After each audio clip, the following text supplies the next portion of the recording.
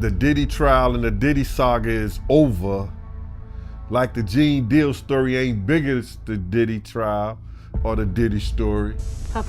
Puffy, just large, just the man. You know, Puffy is, I think, Run DMC was the first group to really define what rap is. And I think Puffy is now in that rap renaissance, kind of being part of defining really where rap is going. He's making people dance again, getting back to the original. JayZ is setting Diddy up. Why is everyone having such a hard time? He ain't doing shit different. He lined up D Haven, stole his life and identity. He lined up Big L, stole his life and identity. He lined up Dame Dash, stole his life, identity, and took his love. Competed to become the next big music sensation. Combs and Kutcher, they were often photographed together, with Kutcher showing his support for Combs' business ventures, attending Combs' Labor Day white parties. The story swirling around Sean Diddy Combs has grown into something far larger than a single court case or headline. For many observers, it feels like a reckoning that stretches across rap, Hollywood, and the broader machinery of fame. A saga where rumor, testimony, denial, and legal process collide. In this telling, Combs is portrayed as a defining force who helped shape hip-hop's dance floor revival, a mogul whose reach extended well beyond music and into parties, brands, and pop culture itself. Yet as allegations mounted and investigations deepened, a different narrative emerged, one of power sustained not only by wealth and charisma, but by secrecy, leverage, and fear. Supporters and detractors alike have tried to place him in the lineage of figures who defined where rap. The Diddy trial and the Diddy saga is over. Like the Gene Deal story ain't bigger as the Diddy trial or the Diddy story. Man, I feel good, man. I feel good way before the sentencing, and I'm gonna feel good way after it. You know what I'm saying? That the sentencing don't have anything to do with how I feel. It just goes me to show that tells me when God puts you in a position and puts you in a place to be involved in something, his word ain't never wrong. It is exactly what I said on my show. I said, Diddy gonna end up doing 24 months in prison. The judge gave him 50 months, but you gotta realize he already had 14 months in it, practically. And he's going to get credit for 2 months of that 14 months. That give him 16 months. He's gonna do 24 months, which is gonna give him about 30 months, because he only had to do 85% in the feds, and he goes to probably a halfway house. So he got off like a fat rat in a cheese factory. But for a dude like Diddy going to jail and spending all that time, you know, I'm not saying it's gonna be rough or nothing like that, because his former president of Bad Boy, Kirk Burrows, with the federal jail. You understand? Lil' Kim with the federal jail. So, you know, because the type of dude he is, you know, he'll make it, he'll be all right. And plus they gonna send him to a camp, bruh. He'll be in somebody camp or somebody dormitory, whereas that it'll be real light for him. So, you know, he'll see the streets back again in 24 months. He'll be out within 2 years. It seems like a lot saying 50 months and everything like that, but it's not really a lot, not at all, bro. Is going. It's not a lot at all. While critics argue that his influence masked darker dynamics. Against this backdrop, the refrain that the Diddy trial and the Diddy saga is over rings less like closure and more like a pivot point, especially for people now debating what, if anything, has really ended. Inside that clash of narratives sits a crowded chorus of voices. Commentators who once celebrated Combs's cultural magnetism now weigh it against accusations that have migrated from gossip streams into legal filings. Some frame his situation as a cautionary tale about celebrity and impunity.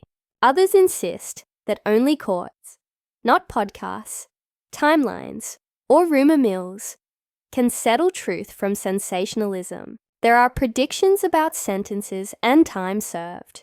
He says he was in possession of a trove of digital evidence from Diddy's freak-offs and parties. His name is Courtney Burgess, and he says a friend gave him 11 flash drives that belonged to the late Kim Porter. And if you follow this story, you'll know that Kim Porter is Diddy's ex-girlfriend and the mother of 4 of his kids. On those drives, the witness says 8 videos featured 8 celebrities at Diddy freak-offs or parties, and that 6 were males, 2 were females. The drive also included a manuscript of an alleged Kim Porter memoir, a memoir that her 4 kids insist is fake. Courtney Burgess told his story on a podcast before he told the grand jury today, and after he told the grand jury, and I mean immediately after, he booked it over to my set, and he and his attorney talked to me. I should tell you that he was very limited in how much detail he could go into about his testimony. And because the 8 people in the videos, the 8 celebrities in the videos were allegedly victims of crimes, we know who they are, but we will not be naming them, famous or not. Here now is my conversation with Courtney Burgess and Ariel Mitchell, who's his attorney, beginning with the question of whether the participants in the video even knew they were being recorded. The moment a federal court recognizes such testimony, the entire narrative changes. Burgess's involvement highlights how insiders often play a role in exposing what happens behind closed doors. It also raises another question. If one insider has come forward, how many others are still holding back information, waiting for the right moment to reveal it? Home was raided by federal authorities, and I assume it is because of this material. Is that true? I wouldn't say that. They just went to every one of them looking for me. They said, the paperwork said the 24th, that I had to be there the 28th, and then it was the 27th. I said, I can't make it there, that's tomorrow. So I don't know. From the look of it, it was 4 days.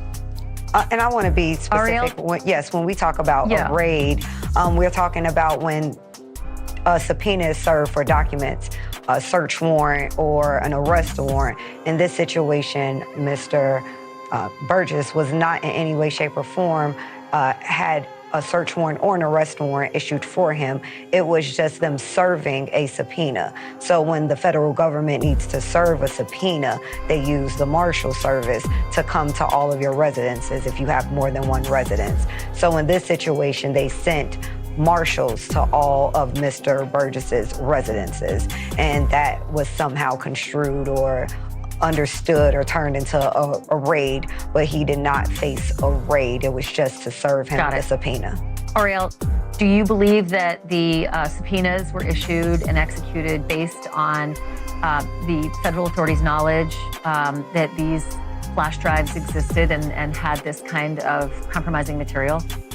I think it was based on statements that Mr. Burgess made in a prior interview. And those statements include descriptions of what the witness says he saw on those tapes. So I asked him about that, and he answered what he could, given the limitations imposed on him after testifying before the grand jury. Confident back-of-the-envelope calculations about federal guidelines and halfway houses, and knowing asides about how public figures fare in minimum security settings. To one camp, these are pragmatic assessments of how the system works. To another, they trivialize the gravity of the claims and the wider harm alleged by accusers.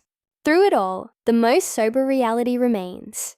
Until judges and juries speak definitively, much of what circulates in public is allegation, opinion, or speculation.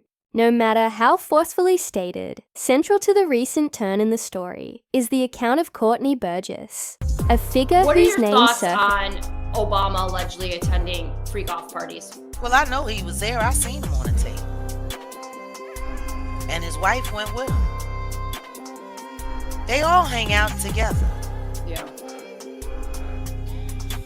They had a lot of fun in Cuba. What'd you say? They had a lot of fun in Cuba. Were they there with JayZ and Beyonce at the same time? What kind of fun? Were they ordering pizza and hot dogs from Chicago? I think so. Obama's kind of missing right now. I don't know why. He came out and tried to shame all of Black America for not wanting to vote for a not black lying bitch. And now he done disappeared. That all of they magic done fell through the floor. As a potential link between private recordings and public consequences. According to Burgess and his attorney, federal authorities served him with a subpoena, an action that set off headlines about raids. Even as his lawyer emphasized, guys, let's talk Tevin Campbell. We all know when Tevin Campbell came in the game years ago, Quincy Jones and your boy Will Smith was the ones who really turned him out and groomed him. I'm gonna take y'all back to Tupac, and a lot of y'all wasn't old enough when Tupac was here. Tupac was engaged to Quincy Jones' niece. At one time, Tupac came out and stated that Quincy Jones wanted him to give him that eggplant and called him all kind of stuff, man. See, Tupac exposed the stuff that was going on in the industry long before he passed away. Can you dig what I'm saying? So, man, you know, we got people like Quincy Jones, Will Smith, Dwayne Martin, you know, the Wayans brothers, all that stuff, man. You know, these people gonna be held accountable because they turned Tevin Campbell out. Now, Tevin Campbell was out here in Las Vegas and in Hollywood. But the question is, man, who really got that virus and who's next? it was service of process, rather than a search or arrest. The interest by their telling stemmed from interviews in which Burgess claimed access to digital material tied to Combs's private gatherings, including flash drives, said to have belonged to the late Kim Porter. Within those alleged files, Burgess has suggested there were videos depicting recognizable people at parties or freak-offs. The suggestion moved the conversation from the realm of online rumor to the more formal environment of grand jury rooms, an arena where statements carry legal stakes. Even then, the contours remain hazy. Burgess has placed strict limits on what he can discuss, while journalists and attorneys stress that they will not identify any individuals. Was that it? I'm not... That's a word, right? Okay, That's a word. We have the dictionary over here. Should I do more than a word, or yeah, just move the word? Okay, go ahead. Okay, Tupac. Tupac, genius. Okay, Biggie. Biggie. Oh God, I just used genius for Pac because Biggie. I think Biggie's album "Ready to Die" is an album that should be used in psychology classes. I think it so brilliantly depicts the mindset of the urban Negro male. It's like every question you ever had about a black man, why he feels a certain way about certain situations, everything you ever wanted to know, you can find between the lines of that album. I think it's brilliant. Puffy, just large, just the man. You know, Puffy is, I think, Run DMC was the first group to really define what rap is. And I think Puffy is now in that rap renaissance, kind of being part of defining really where rap is going. He's making people dance again, getting back to the original kind of rap music. JayZ, second best to next to second to Rakim. Okay. Will Smith? Will Smith. Just the man. That's the man. Okay, we're gonna end on that. That guy's brilliant. That guy.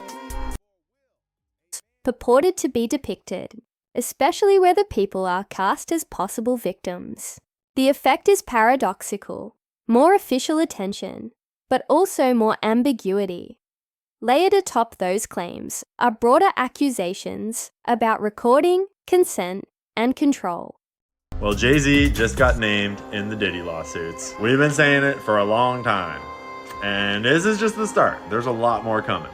JayZ has been accused in a civil case, and just accused, not convicted, in a civil case of raping a 13-year-old girl in the year 2000 with Diddy.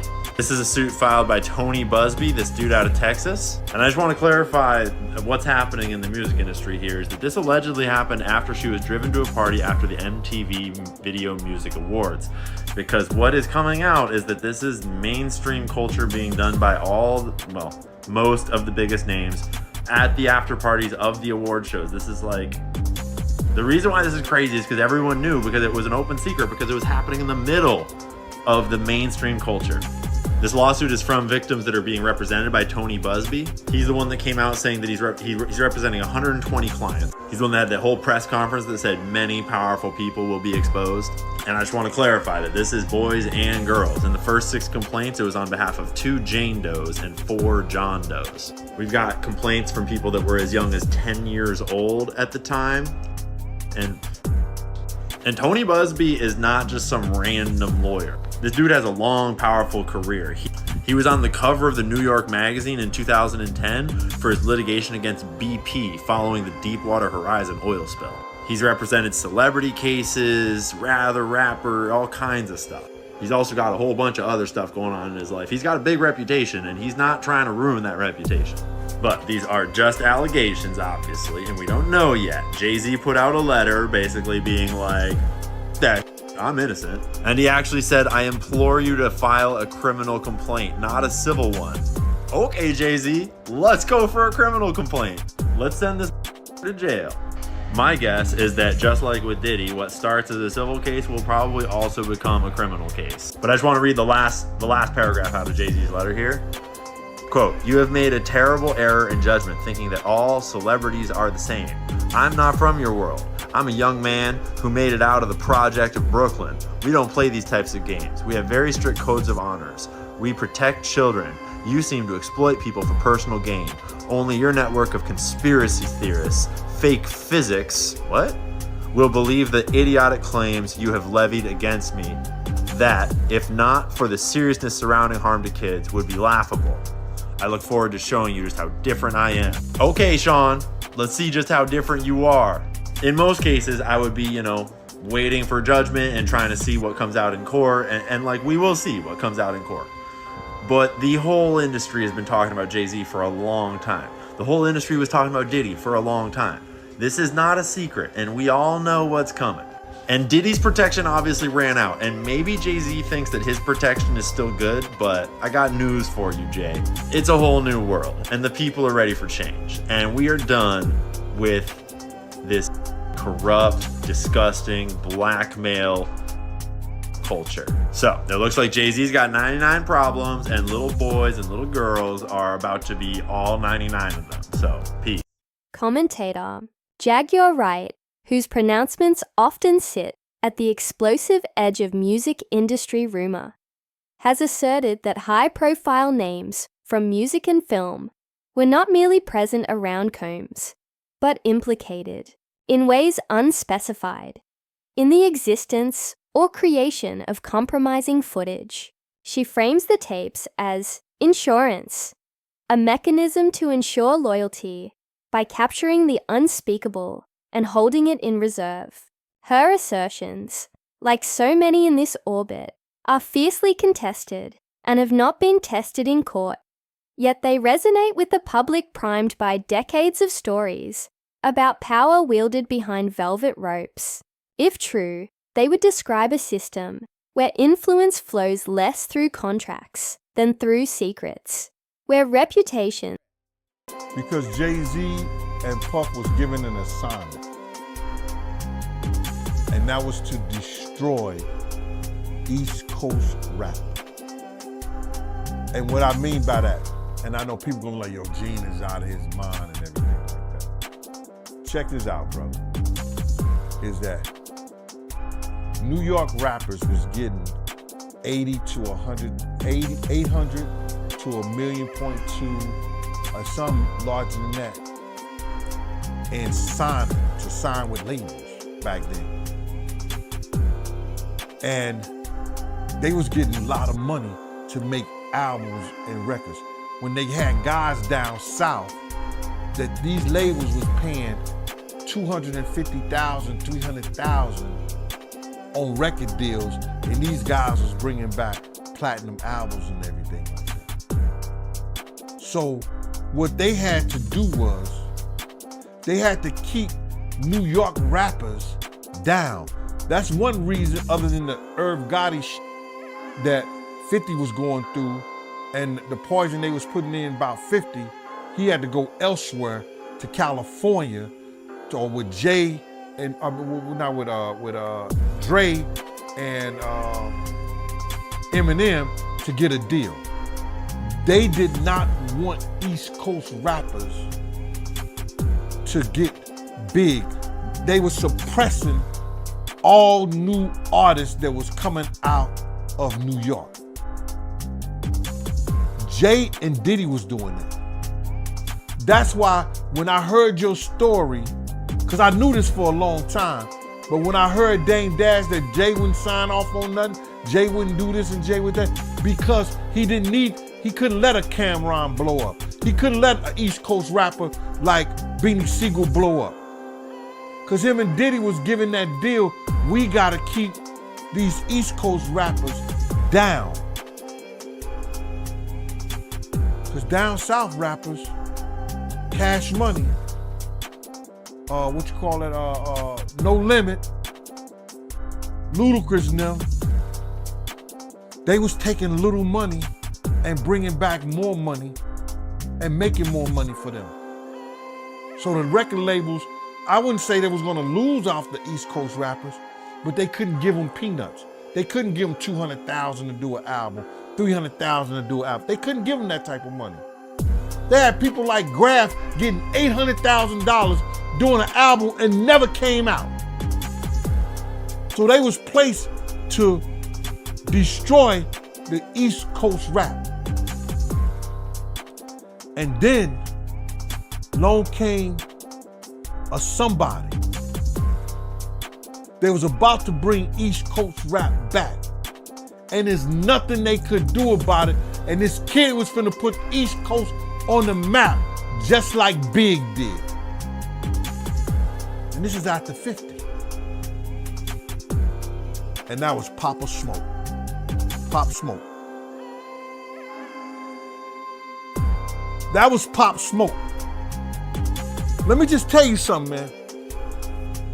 2 weeks before Pop Smoke died, K Slay, who heard this from the industry, that knows that happens in the industry, set Pop Smoke and his people down and gave them a jewel.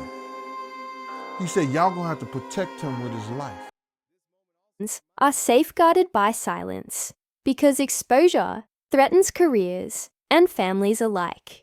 If false, they would represent the familiar alchemy by which innuendo, fame, and grievance generate viral suspicion.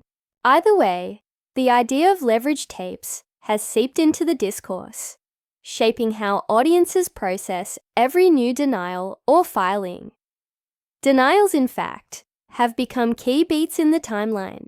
Will Smith, whose image has long been synonymous with mainstream success and careful brand building, addressed the swirl directly during a live performance, quipping that he had nothing to do with Puffy and had never been near any freak-off, urging audiences to stop amplifying memes that connected him to Combs's private life.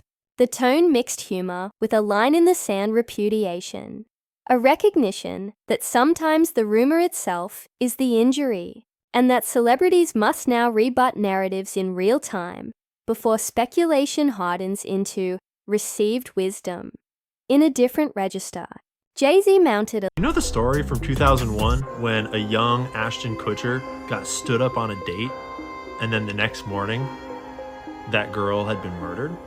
And you remember how Kanye said that they couldn't control him because he ain't never killed no one? And listen, I'm not accusing Ashton Kutcher of murder or anything else. I'm just saying there might be a lot of skeletons in his closet. And this story is pretty weird. And it was a crazy unsolved murder case from the start, but then just last year, a new spicy detail dropped that is just tinfoil maximum. So on the morning of February 22nd, 2001, Ashley Elleren's roommate got home from a night out and found her murdered, stabbed to death 47 times on the floor of the home that they shared. She called police, obviously, and they started investigating. And then they got a call from Ashton Kutcher freaking out because he said, my fingerprints are going to be on that door handle and I need to explain what happened. Remember, this is way back when he was just a few seasons into that 70s show and he had just starred in Dude, Where's My Car? And what Ashton told police at the time is that he had met her a week before at a party at her house. They'd been acquaintances and they decided to go on a date. They had a date scheduled for 8 p.m. on the 21st. They were going to go out to a Grammys after party, but then he went to his buddy Christy Swanson's house to watch the Grammys, and he wound up watching the Grammys through 8 o'clock, and he called her and was like, hey, I'm going to be late at 8:24. She said no problem. She had actually just gotten out of the shower and she was going to blow dry her hair. She would speak to him soon. So then an hour and a half later at 10 p.m., he called her to let her know he was on his way, but she didn't pick up. So he redialed her a couple times. She didn't answer and he eventually showed up at 10:45, more than 2.5 hours after their date was supposed to start. He arrived at her house and knocked, but the door was locked. He couldn't get in. He tried the handle. And so he looked in the window and he says he saw what appeared to be a red wine stain on the carpet. I didn't really think anything of it, he said. And then he left, thinking he had been stood up. They never investigated him. He was not a suspect. They didn't take any DNA from him. The case went unsolved for 7 years. But it gets even weirder when you find out that the apartment manager of Ashley Ellerin's apartment, who is an aspiring actor, said he was having a relationship with her, consensual, and he was in the house when Kutcher called. He said he was just hanging out with her from about 7 to 8 p.m. on the night when this chick is about to go to a Grammys after party with Ashton Kutcher. She's just hanging out with her apartment manager, and then at some point she went and took a shower while he was still there. And then, remember, she said she'd just gotten out of the shower and was going to blow dry her hair when Ashton Kutcher called her at 8:25 p.m. And then, shortly after her shower, things turned physical. He doesn't, just one thing led to another, and it was mutual. And then they, did the thing for about 15 minutes, and then he left her apartment shortly after because he was expecting his own girlfriend to get home. He kind of got the phone call timing wrong. He said it was at 8:15 that the call happened, then they were like, no, it was 8:24. And he's like, yeah, okay, I must have left later. He also had a fresh cut on his arm that detectives noted in a report. Never gets explained in the various reporting I could find. When the defense attorney questioned the apartment manager, he said, did you ever tell police that Miss Ellerin was trying to conquer you? Weird language. Just that she was very attracted to me and that she wanted me to be a part of her life. Also weird language. And then, when the defense attorney asked if the apartment manager had ever spoken to his then girlfriend, now wife, about this infidelity, he says, we never discussed it. So you continued to lie to her all these years? No, Durbin replied quickly. But you never discussed it? But you didn't lie? But in all the looking I could do through all the different media reports that happened on this relatively high-profile case, I didn't find anywhere that they mentioned when his name appeared in a civil lawsuit that paired him with Combs in alleged misconduct dating back to 2000. His counsel decried the case as frivolous and damaging, and the suit was later dismissed with prejudice, a procedural endpoint his team framed as a vindication. For supporters, that dismissal confirms that not every accusation survives evidentiary scrutiny. For skeptics, it shows how quickly virtually anyone near Combs can be yanked into the blast radius, even briefly, and how hard it is to disentangle reputations once rumors glue sets. Other figures hover at the margins of the story, pulled in by proximity, photographs, or offhand remarks. Ashton Kutcher's name appears periodically in online chatter because of old social ties and stray comments about parties, an association that has taken on fresh life in the current climate. The public record includes his role as a witness in the 2001 murder of Ashley Ellerin, a tragedy that became tabloid law long before the present controversies, and in which Kutcher was not accused of wrongdoing. Still, The mere recirculation of old facts can create a fog of implication when audiences are primed to see connective tissue everywhere. This is one of the saga's defining features, how unrelated episodes are pulled into a single constellation by suggestion rather than by demonstrable linkage, and how once I was recently contacted by someone who wanted me to essentially represent them in the sale of one of the Diddy tapes. So, which I declined that because... Wait a minute, say that again. Say that again, back up. You're saying that there's tapes and they're being shopped? Yes, there have been people already shopping. We've heard about the tapes, but yes. the shopping thing is... Yes, there already have been tapes leaking around Hollywood, being shopped around to individuals in Hollywood.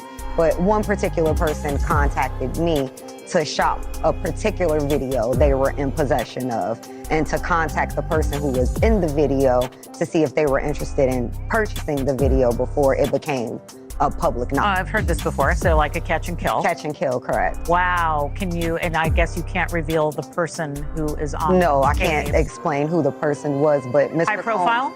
Mr. Combs was in the tape, and this other person is, I would venture to say, more high profile than Mr. Combs. Really? Really? And you've seen it? I've seen stills of the video. Okay. So you can verify that it exists, that it's real, that the other person in the video is very visible. It's no question if it's that person in the video, and I can tell the video is pornographic in nature. Oh my, all right. So we know that he videotaped a lot of activities at his home, Diddy. And it sounds like there was probably a lot of hidden cameras as well. Is that what is being talked about? Yes, this was actually in his Atlanta home, at a home he had in Atlanta at one point. And it does seem that the person isn't like looking into the video, so it's, to me, doesn't seem like that person knows they're being videotaped. It doesn't seem like they're active participant in the videotaping, like they're being surreptitiously recorded. All right. I wanted to ask you about the police report we talked about, but when your client came out, obviously the neighbor knew. Did she talk to her family? Did she talk to her friends? Did she have another lawyer? Let's go back to your client. So at the time, she, as most victims are, they feel a lot of shame. Absolutely. And they don't want to vocalize what happened to them because then it makes it real. So they kind of internalize it and get over it. And due to the high profile nature that it was Mr. Combs who did this, she was afraid for her life. She was concerned that if she was to come forward and say something, that no one would believe her, because we're talking about 2018 when Mr. Combs was still pretty much at the height of his career, still very much so an icon and influential figure. So she's just a young girl from Northern California who's gonna believe that he had done something to her like this. So she didn't tell anybody. She did not hire an attorney. All she did was make the police report in the hopes that maybe the police would try to investigate and come up with anything. But she said she kind of felt from the police that they were disregarding what she was saying, even without saying Mr. Combs' name. So she didn't feel any confidence they can lend that an aura revealing of his pattern, name would have done anything. even when the underlying circumstances and eras differ.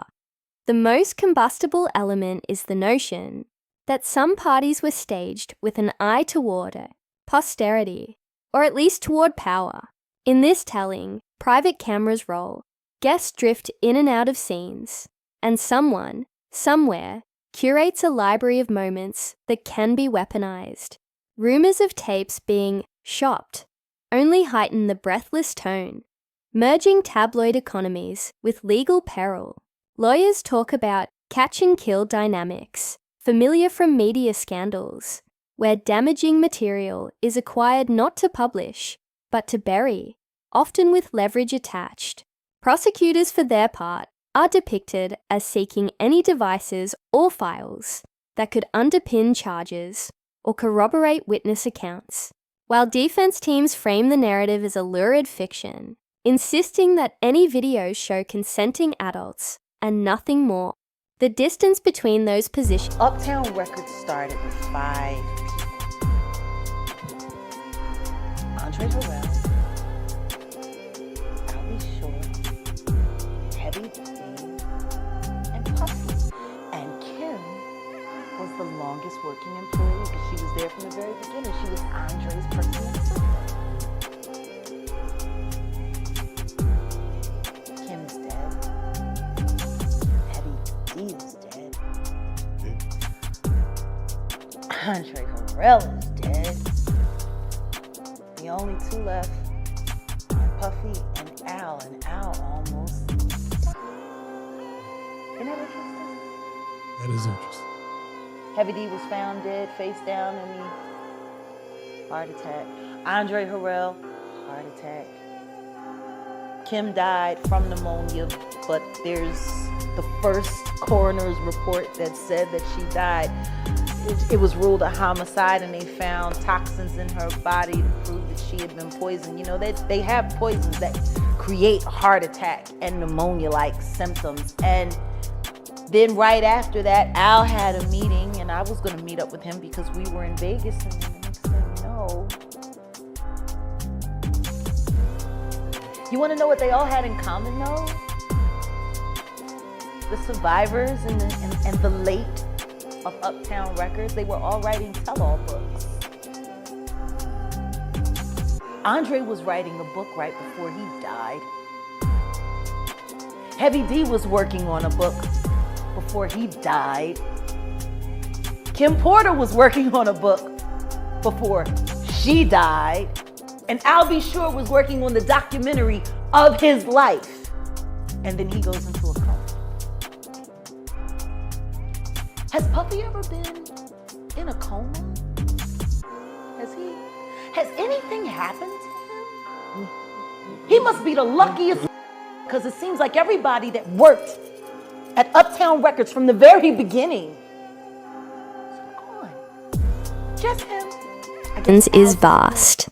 Between them stretches the messy middle where audiences live, where uncertainty is real, motives are mixed, and every new claim feels both sensational and strangely inevitable. The personal tragedies and eerie coincidences that surface in online monologues, untimely deaths, health crises, projects left unfinished, feed a darker mythology. In some retellings, a grim pattern is sketched across years. Loyalists and confidants who passed away, memoirs rumoured and never delivered, survivors who changed their minds about speaking publicly. Here too, allegations often outrun substantiation. Causes of death become motifs, not medical findings. Drafts and diaries morph into talismans of revelation, and grievances harden into stories of orchestration. What gives these narratives their staying power isn't the solidity of evidence, but the way they dovetail with widely held suspicions about the entertainment business, that it rewards silence, so punishes dissent, and floats on an ocean of carefully protected secrets.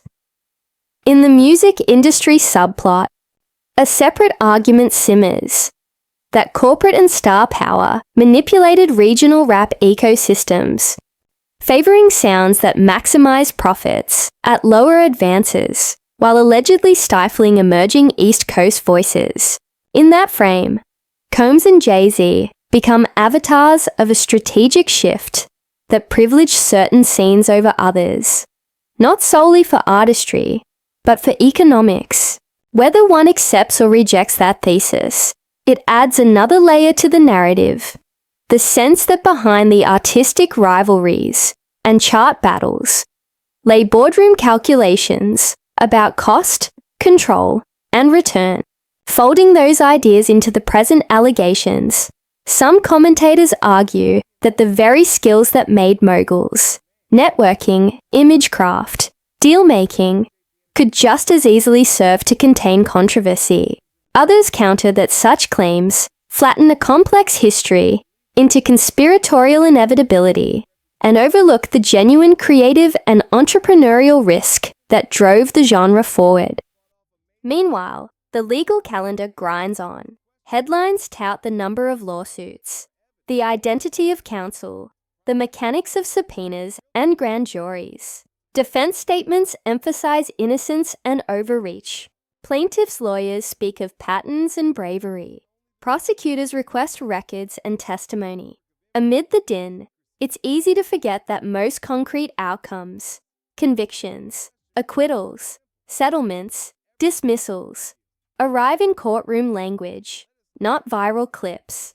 A dismissal with prejudice means one thing, a plea another, a sentencing memo something else entirely. The law is precise even when the rumor cycle is not, and the gulf between them explains why public sentiment can feel final long before a judge pounds a gavel.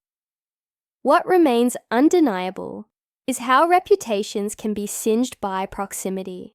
A single mention on a popular show, a name drifting across a chyron, a photograph from a party years ago, each can force a public figure to confront narratives they didn't author. Some push back in real time, as Smith did. Some fight in court, as JayZ's team did. Others stay quiet, hoping the cycle will move on. Yet silence too is read as signal.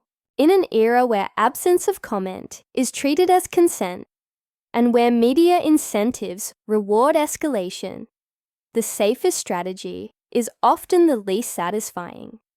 To wait for the process to speak. For fans and critics, that can feel like evasion. For lawyers and judges, it's the only path that counts. Seen from a distance, the Diddy saga functions as a prism for bigger questions. How do we balance belief in accusers with the presumption of innocence? What does accountability look like when allegations implicate not just one man, but a network of celebrities, executives, and enablers? When is denial a defense, and when is it spin? Is a leaked clip proof, or a contextless fragment? How should we treat claims made on podcasts? Platforms designed to blur confession, performance, and provocation. None of these questions yield easy answers, but together they explain why the story has such gravitational pull. It's not simply about one mogul's fate. It's about whether the ecosystem that minted him can be trusted to police itself, and what happens when it fails. If there is a single through line, it is the power of suggestion.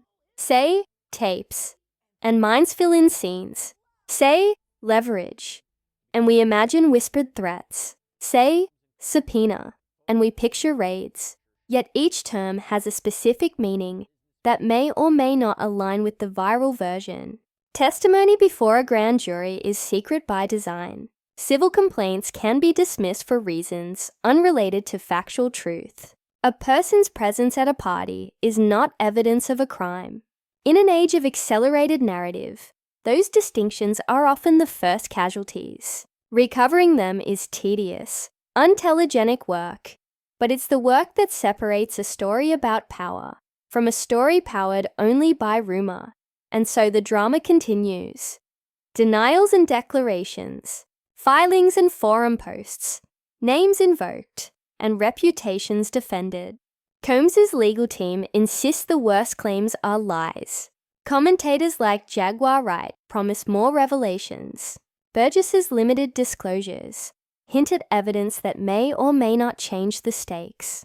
Other celebrities orbit the conversation, either swatting away innuendo or weathering it in silence. To some, the walls are crumbling. To others, they're being painted with graffiti. Between those poles sits a public hungry for clarity and wary of being fooled again. Perhaps the only honest conclusion for now is the least dramatic one. Much remains alleged, little is settled, and until the institutions tasked with finding facts finish their work, the fairest posture is curiosity without credulity, empathy without gullibility, and patience for outcomes that arrive not as headlines, but as judgments.